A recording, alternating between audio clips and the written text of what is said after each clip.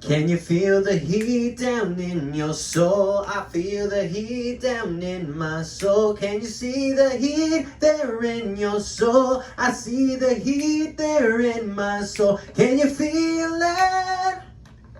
Can you see it? It's Miami Heat. We can't be beat. It's Miami Heat. What is going on, ladies and gentlemen? It is your boy Ernest, and I'm back again with another Miami Heat video. Guys, I'm in a great mood. Miami Heat fans, we should definitely be in a great mood. We defeated the Houston Rockets last night, 113-91. What an incredible game. Look, I know the Rockets aren't really the best team out there, but look, we didn't have Jimmy, we didn't have Bam, we didn't have Oladipo, we didn't have Tyler Herro. These are our leading four guys. They're out and we win like this. That is what I want to see. I love seeing these role players step up when they need to. Now, before I move any further, I want to go ahead and give one of my followers a shout out. He suggested something the other day. A man by the name of Crippler. He suggested that I should start doing a player of the game. And when I saw it, I love the idea. I don't know why I didn't think of it. I usually do the goods and the bads of the game. But when he recommended that, I loved it. I'm going to start doing it from now. So Crippler, my man, thank you so much.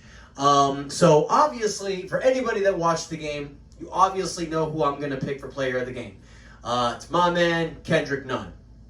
Buddy scored 30 points, a career high. He also got 8 assists, 7 rebounds. Bro, man messed around and nearly pulled a triple-double. I mean, that's incredible, man. We saw that type of Kendrick Nunn last year before the bubble. You know, he came back with COVID. He wasn't really the same player. And then you saw him from this year. He wasn't really, he had like flashes of that guy, but you didn't really see it. And that's pretty much because he's taking a backseat to a lot of the other guys coming up like Duncan and Herro. Then Victor Oladipo gets traded over here. Now Nunn's not even playing at all. All these injuries happen. His number gets called and he steps up. I'm pretty sure that instead of being bitter and jealous, he's just using his opportunity to the best of his advantage. And, you know, young people out there, everybody out there, you could look at stuff like that and you can see it as admiration. You can actually see it as something to help you. You know, when the world knocks you down, you can stay down, you can complain, you can bitch, you can moan, or you can step up and move forward.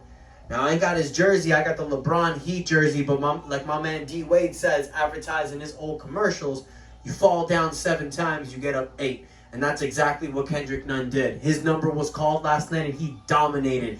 Hats off to Kendrick Nunn, player of the game, my pick of player of the game. But there's a lot of other players that had great games that I want to give shout out. Guys like Andre Iguodala, man.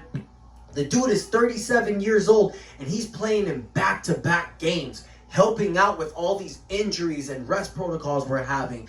Iggy's going out there dropping 16 points, knocking down threes, playing tough defense. Salute to Andre Iguodala. My man Duncan Robinson knocks 5 threes last night, 19 points, showing the glimpse of himself getting better and better. Salute to you, my brother. And then honestly, the guy that never quits, the Energizer Bunny of the Miami Heat, as I like to call him, the Dragon, Goran Dragic. 19 points last night. You know, just old reliable Goran, man.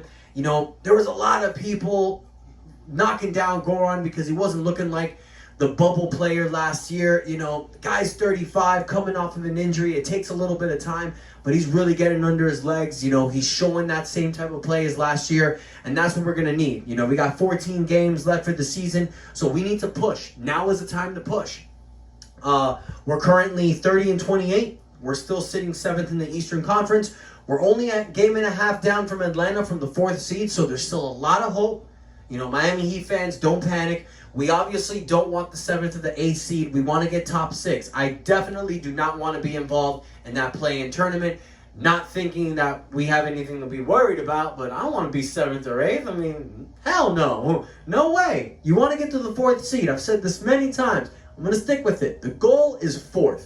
That's what we should be playing for. I know there's a lot of flack going on with Spoelstra because it's kind of like All right, Jimmy's out, Bam's out, Herro's out. Are you resting players? Look, Eric Spoelstra, I have complete faith in. Just like we don't question the Godfather, I'm not going to start questioning Eric Spoelstra. He knows what he's doing, and I'm going to believe in Spoelstra. So the next 5 games we got left, guys. We got the next game tomorrow against San Antonio. We got Chicago. We got a Chicago in a back-to-back. Before the back-to-back with Chicago, we got Atlanta.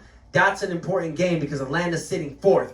We beat them, moving a little bit higher in the standings.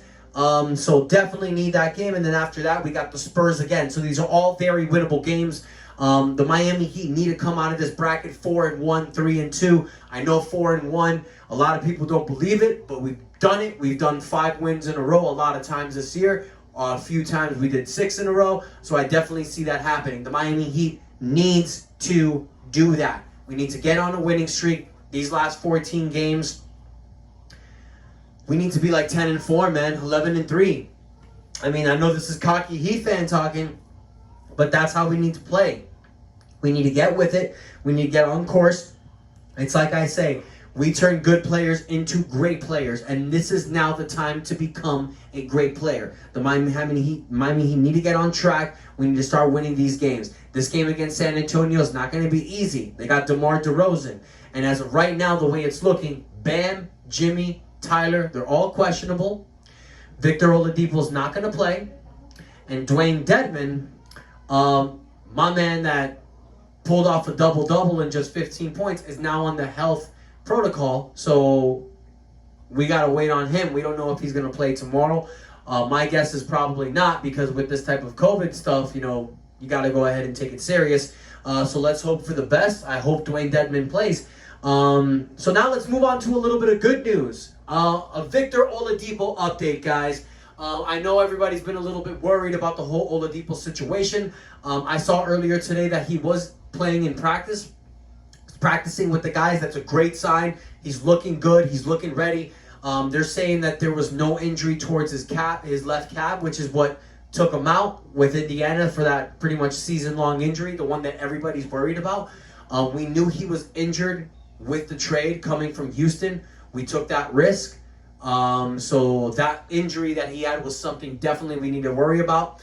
This Miami Heat organization is not going to rush him. We have 14 games left. I feel as long as we can get Victor playing the last 5 to 10 games, it's fine. You know, he's not going in this 2-game road trip, which I think is a great idea. Maybe let him come back, the sooner the better, but we don't want to rush it because we need him for the playoffs, which is obviously a duh thing to say, but it definitely needs to be said. So it's very important to have Victor Oladipo back, guys. I really hope he comes back after this 2-game trip. If not, if we get him the last 10 games, that would be perfect. So, guys, that's pretty much all I want to go ahead and talk about. We got this game tomorrow against San Antonio, an important game, one we definitely need to win. I know I'm repeating myself, but all these games are pretty much playoff games at this point. From 4th to 8th seed, there's about a 2.5 game difference. We don't want to fall into the bottom 7 or 8th. So that's all I got to say, guys. I want to thank everybody for the support. I want to thank everybody for the comments. Go ahead and show this page some love. We're currently at almost 220 subscribers. I want to get this channel to 500 subscribers by the end of the summer. So I need your guys' help to do that. Share this page, like it, comment. Let's grow this. Most importantly, though, hit that subscribe button. If you ain't hit it, do it right now. Take a moment. Don't worry. I'll wait. Did you do it yet? Do it. Do it. Until next time, guys, it's your boy Ernest out, and that is enough said.